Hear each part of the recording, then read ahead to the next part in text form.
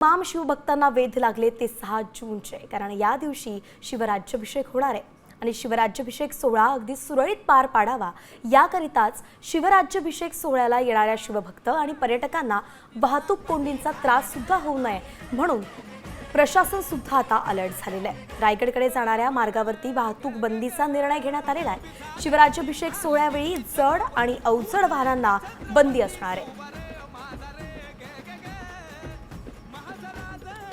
आज 5 जून आहे आणि आजपासून शिवभक्तांची बरीच गर्दी सुरू झालेली आहे आपल्या शिवराज्याभिषेक सोहळा 2025 साठी। तर त्यानिमित्त 4 रूट्स आहे जिथे जड वाहनांची बंदी करण्यात आलेली आहे। आज संध्याकाळी 5 वाजल्यापासून ते उद्या रात्री 10 वाजेपर्यंत हेवी ट्रॅफिक इथे अलाउड नाहीये। फक्त जे जीवनावश्यक वस्तू आहे त्यांचे जे व्हेकल मुवमेंट आहे ते अलाउड राहतील।